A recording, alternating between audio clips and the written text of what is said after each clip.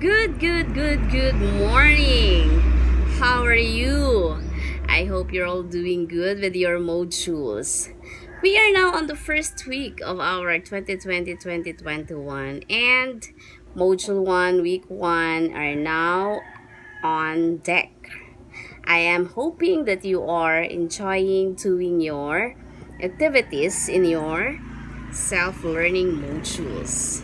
So let's talk about Science, Week 1, Lesson 1, Module 1. I have here two coins. Coin A. Okay, coin A. Look at this. Observe. Okay, does it look beautiful?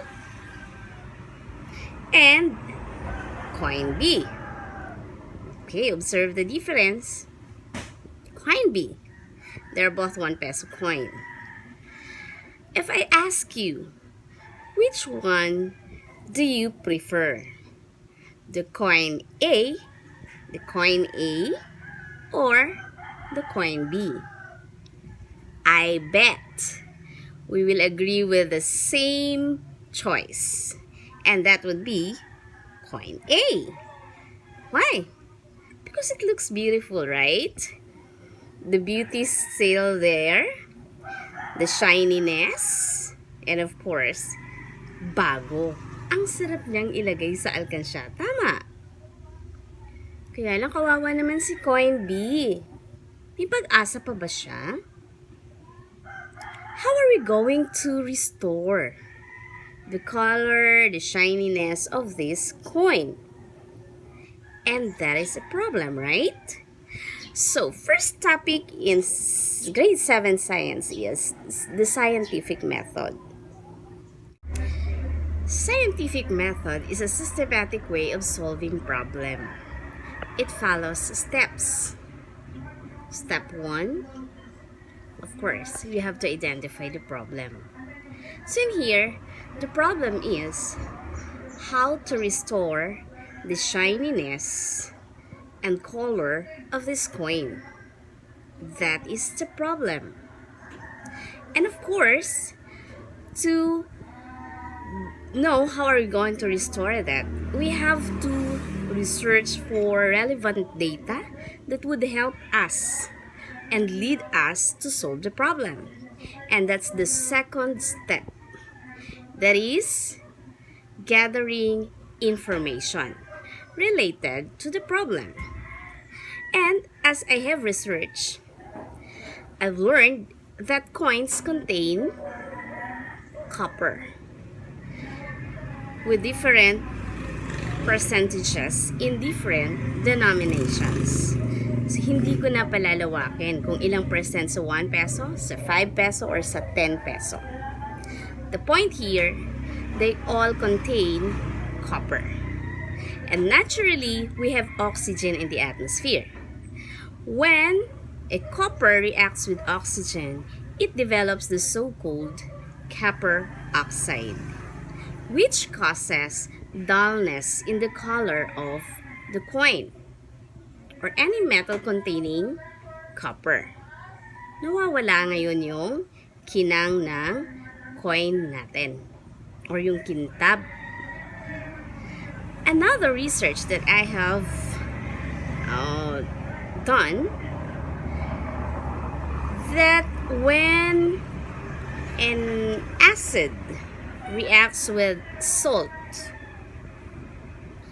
it helps in removing the copper oxide. In another research, I have learned that when a vinegar is mixed with salt, making vinegar and salt solution, that helps in cleaning or removing the copper oxide from the coin, restoring the shininess of the coin. Any other substance or acidic substance will also do cleaning the coin. But since vinegar is readily available at home, I would suggest to use vinegar and salt solution to clean your coins. So I have gathered 2 information related to that problem that would lead me to solve that problem. So from there, I can make a guess. I can have now the so-called educated guess. And that is the third step, is to make a hypothesis. So hypothesis is defined as an educated guess. Ang hula mo base dun sa iyong napag-alaman. Hindi lang siya basta-bastang hula-hula ng parang mga bolang kristal. Meron kang basihan. And I would say that if a dull or a dirty coin is soaked in vinegar and salt solution, then the shininess and color of the coin will be restored. That would be my hypothesis. And I cannot accept that as a fact. Di pa siya totoo unless I have proven it. And how am I going to prove it? We will proceed now to the step number 4. The step number 4 is to test the hypothesis. This time, we will be conducting an actual experimentation to test whether the hypothesis is acceptable or not. And to do that, watch this activity. Para malaman kung tama ba ang ating hypothesis or hula base sa ating nakalap na impormasyon na ang vinegar and salt solution ay nakapaglilinis o nakapag-aalis ng copper oxide na nade-develop sa ating mga coins, kakailanganin natin ang mga sumusunod na equipment. Number 1, kailangan natin ng graduated cylinder para makuha natin ang tamang sukat ng liquid. Number 2, kailangan natin ng funnel, glass funnel para walang reaction sa acid na suka at hindi matapon yung ating liquids. Number 3, kailangan din natin ng teaspoon para magamit natin sa ating asin. Number 4, kailangan natin ng plastic containers. 2 plastic containers. At para sa ating materials, unang-una, kailangan natin ng coins. Yung coins natin, dapat may mga nade-develop ng copper oxide or dull na yung color nila or wala ng kintab. Kailangan din natin ng tubig. Ang tubig ay gagamitin natin bilang control. At kailangan natin ng ating suka at asin para sa ating solution. So, unang-una, gagawa tayo ng 2 setups in our experiment. So, sa 2 setups natin, label natin itong isang container ng A and label natin yung isang container ng B. Container A will be our control setup. Container B will be our experimental setup. Each container will be poured with 100 ml liquids. In A, we will be pouring 100 ml of water.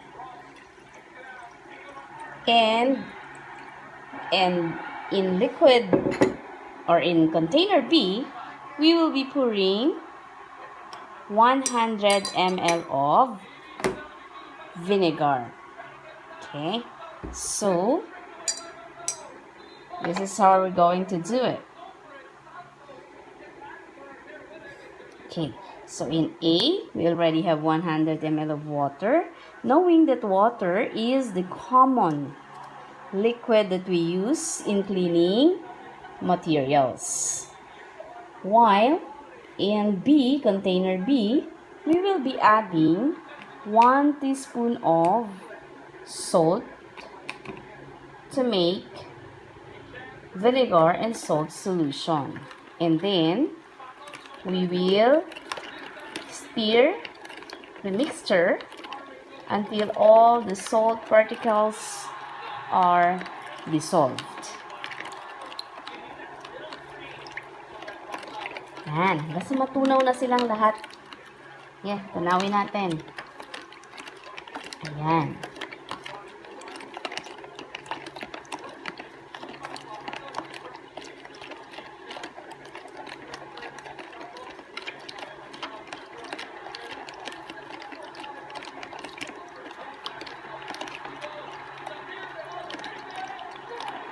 Okay, so now we already have our vinegar and salt solution, and our setups are now ready for the experiment.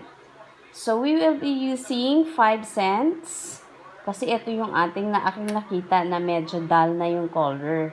So meaning nade-develop na yung copper oxide na nagiging cause ng kanilang pagkaalis ng kanilang kintab. So, ilalagay natin sa water and they will be soaked here for 15 minutes.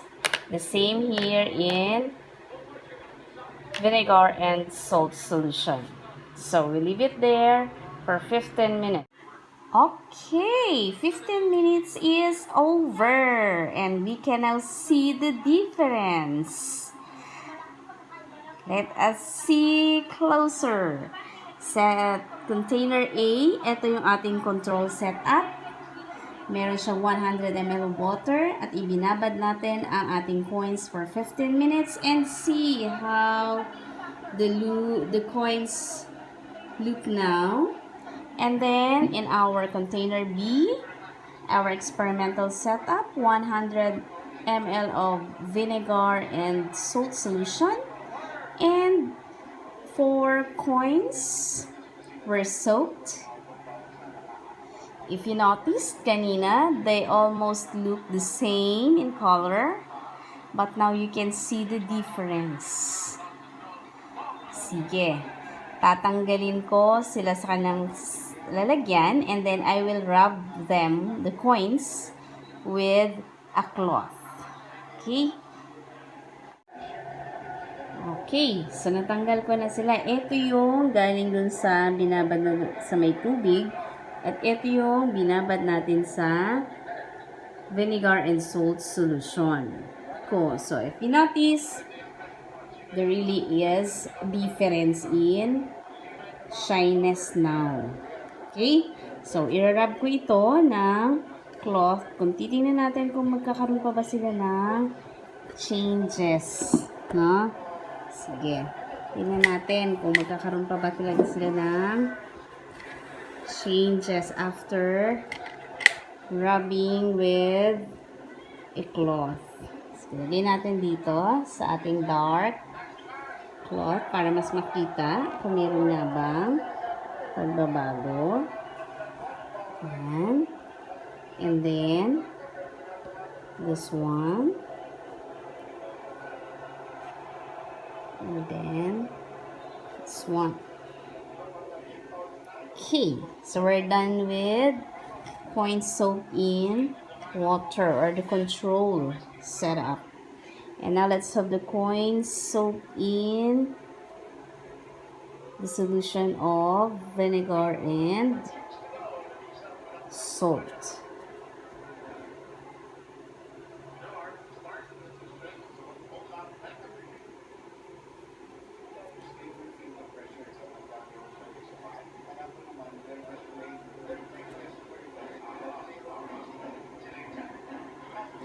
Alright, now see the difference. See? Oh, this is the first time that I did this experiment. That's why I am also amazed with the result. I didn't know that they really work. That it really worked. Okay, as you can see, the one soaked in vinegar and salt solution has been restored. The color has been restored. Bumalik yung kulay. Pero, closer natin. Ayan. Ito yung, this one, these coins were soaked in vinegar and salt solution. Ito naman yung ating sa water. Slightly, merong pagbabago pero nandun pa din yung dullness. No? Hindi niya pa rin napabalik yung kintab at naalis yung mga darker color or tinatawag nating copper oxide. Ha? So, ilalapit ko sila. You see the difference? So, therefore, I conclude that vinegar and salt solution helps or cleans dull or dirty coins. Isn't it fun and exciting activity, right? Now you know how you're going to restore the beauty of your coins before you bank into your piggy banks. So amazing. Now, let's summarize our lesson for today. The scientific method is a scientific way of solving problem. It follows steps such as identifying the problem, gathering information, making hypotheses, test the hypothesis, make a conclusion, verify your conclusion. How are you going to verify? You have to perform the activity again, following the same set of procedure to find out if it would agree with the first result of the activity. Number 7, do not forget this. You have to share the facts or information you have gathered from your activity. See how beautiful science is? Science helps us to understand the how and whys of things. Next time, we will be having more fun of science activities. Enjoy, learn, have fun. See you!